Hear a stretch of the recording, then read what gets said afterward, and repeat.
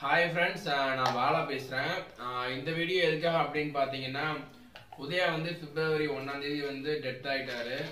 So அவரோட 30வது நாள் நினைவு அஞ்சலி வந்து மார்ச் 2ஆம் தேதி வந்து பண்ணுறாங்க. சாமுக்குட்டிக்கு வந்து மொட்டை எடுத்துட்டு அவங்களோட கல்லறையில் வந்து இரங்கல் தெரிவிக்கிற நினைவு அஞ்சலி செலுத்துறதுக்காக நாங்கள் நிறைய பேர் போகிறோம். ஸோ என்ன அப்படின்னா, உதயா வந்து இந்த இறந்து 30வது நாள் வந்து அவருக்காக வந்து போஸ்டர் அடித்து வந்து மதுரை ஃபுல்லாக ஒட்டலான்னு சொல்லிட்டு அவங்க ஃபேமிலியில் ஃப்ரெண்ட்ஸில் நிறைய பேர் வந்து டிசைட் பண்ணி எல்லாமே பண்ணுறாங்க. ஏன்னா உதயா டெத் ஆனப்போ எந்த விதமான போஸ்டர் பேனர் எதுவுமே வைக்கல. அந்த டைமில் வந்து எங்களுக்கு எந்த சுச்சுவேஷனுமே தோணலை. அதனால் எங்களால் எதுவுமே பண்ண முடியலை.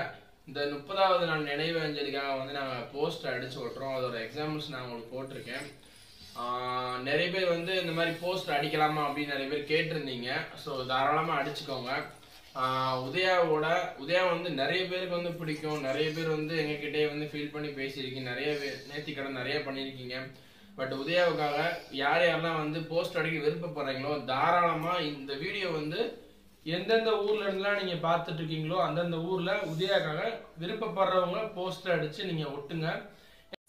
உதயா வந்து டிக்டாக் பண்ணிட்டு இருக்கும் போதே வந்து ஒரு ஷார்ட் ஃபிலிம் நடிக்கணும், ஒரு படத்தில் நடிக்கணும் நிறைய வந்து இமேஜின் பண்ணி வச்சிருந்தாரு. பட் அது மாதிரி எதுவுமே நடக்காம போயிடுச்சு. இப்போ அவரோட போஸ்ட் வந்து நிறைய சிட்டியில இருந்துச்சு அப்படின்னா அவர் மேல இருந்து பார்த்து அவருக்குள்ள ஒரு ஹாப்பினஸ் வரும் அப்படின்னு நான் நினைக்கிறேன். ஸோ யார் யாரெல்லாம் விருப்பப்படுறீங்களோ உங்களோட ஊர்ல உங்களால எவ்வளவு போஸ்ட் அடிச்சு ஒட்ட முடியுமோ நீங்க கண்டிப்பா அடிச்சு ஒட்டுங்க. அது வந்து உதயாவோட ஃபேமிலிக்கு உதயாவுக்குமே வந்து ஒரு நல்ல ஒரு குட் ஃபீல் கிடைக்குன்னு நினைக்கிறேன். உங்களோட இரங்கலை வந்து நீங்க உங்க ஊர்ல இருந்தே தெரிவிங்க. மதுரையில இருக்கிற பீப்புளுக்கு வந்து நான் லொகேஷன் போடுறேன், உங்களுக்கு நான் கீழே வந்து டிஸ்கிரிப்ஷன்ல கொடுக்குறேன். அந்த இடத்துக்கு நீங்க வந்து ஷார்ப்பா எத்தனை மணிக்கு வரணும் நான் டிஸ்கிரிப்ஷன்லேயே கொடுத்துறேன்.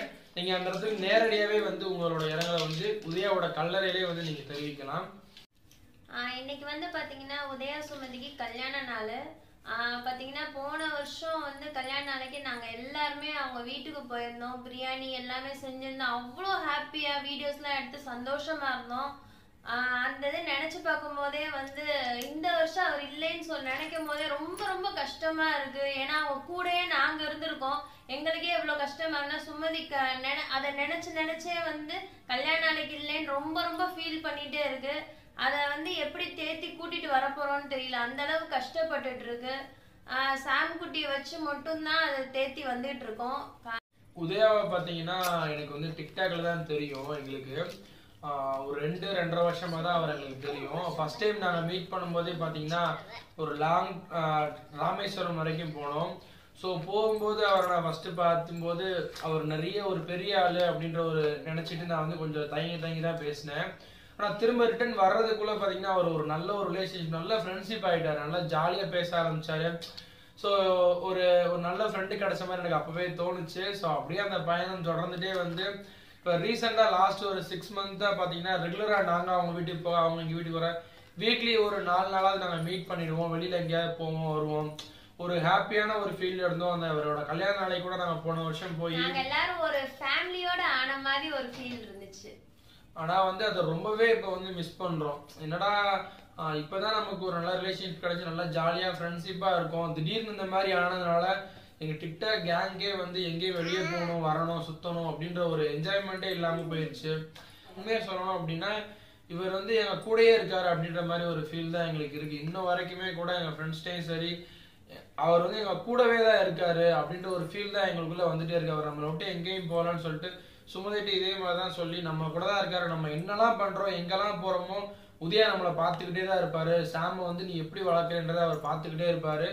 நீ நல்லபடியாக அவர்கிட்ட வளர்த்து காட்டணும். ஸோ அதை மட்டும் மைண்டில் வச்சுக்கோ. என்ன கஷ்டம் என்னன்னாலும் நீ மனசுக்குள்ள வச்சுக்கோ. சாமை வளர்க்குறதுல மட்டும் நீ மைண்ட் செட் கொண்டு போ அப்படின்னு சொல்லி முடிஞ்ச அளவு அந்த பிள்ளைய கொஞ்சம் கொஞ்சமாக தேத்தி ஃபேமிலியில் இருக்கவங்களும் சரி அவங்க சித்தப்பா அவங்க அப்பா அவங்க மாமா எல்லாரும் இன்ன வரைக்கும் கூடவே இருந்து எல்லாருமே ஆறுதல் சொல்லிக்கிட்டு தான் இருக்காங்க. நாங்களும் அவங்க கூட இருந்து ஆறுதல் சொல்லிக்கிட்டு இருக்கோம். உதயா என்னெல்லாம் நினைச்சிருந்தாரோ அதெல்லாமே நீ பண்ணணும், அப்பாவும் அம்மாவுமா நீ இருந்து நிறைய விஷயங்கள் வந்து சாமுக்கு பண்ணணும் அப்படின்னு சொல்லிட்டு நாங்கள் மனசை முடிஞ்சளவு தேர்த்தி கொண்டு வந்துக்கிட்டே இருக்கோம். கண்டிப்பாக கொஞ்சம் கொஞ்சம் ரெக்கவர் ஆகி வந்துடுவாங்கன்னு நாங்கள் நம்புகிறோம். ஸோ இன்னைக்கு கல்யாணம் அப்படின்றனால ரொம்பவே ஃபீல் பண்ணிட்டு இருக்காங்க. ஸோ அவங்கள கொஞ்சம் கொஞ்சம் ஆறுதல் படுத்தி அவங்க நெக்ஸ்ட் அவங்களுக்கு லைஃப்பில் என்ன பண்ணணுமோ அதை ஃபேமிலியில் இருக்கவங்க நாங்களும் சேர்ந்து கொஞ்சம் கொஞ்சம் பண்ணி கொடுக்கணும்னு இருக்கோம். நேற்று பார்த்தீங்கன்னா உதயா வந்து ஆக்சிடென்ட் அந்த அம்பாத்துறைன்ற ஒரு போலீஸ் ஸ்டேஷன் பக்கத்தில் ஒரு பாலம் இருக்குது. அந்த பாலம் இறக்கத்தில் தான் வந்து விழுந்திருக்காரு. திண்டுக்கல்லேருந்து வரும்போது அந்த இடத்துக்கு நாங்கள் நேராக போய் பார்த்துருந்தோம். இந்த வண்டி எடுக்கிறதுக்காக போயிருந்தோம். வண்டி வந்து முன்னாடி ஃபுல்லாகவே உடஞ்சிருக்கு. சைடில் அந்த பெட்ரோல் டேங்க் எல்லாமே ரொம்ப நொறுங்கி இருக்கு. ஹேண்ட்பார்லாம் ஒரு மாதிரி திருகி அவர் அந்த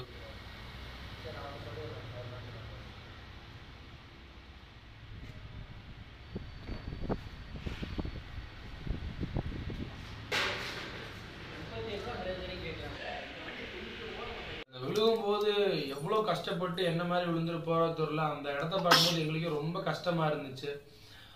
அந்த வண்டியை பார்த்துட்டு ஆர்டிஐ ஆஃபீஸில் கொண்டு போய் விட்டுட்டு ஷோரூமில் விட்டு ஸோ இந்த மாதிரி ப்ராசஸ் எல்லாமே நேற்று பண்ணி முடிச்சிருக்கோம். உதயாவுக்கு வந்து நீங்கள் உங்களோட இரங்கலை தெரிவிக்கிறதாக நீங்கள் உங்கள் ஊரில் உங்களோட போஸ்டர்ஸ் மட்டும் அடித்து விருப்பம் உள்ளவங்க மட்டும் அவங்க ஊரில் விட்டுங்க.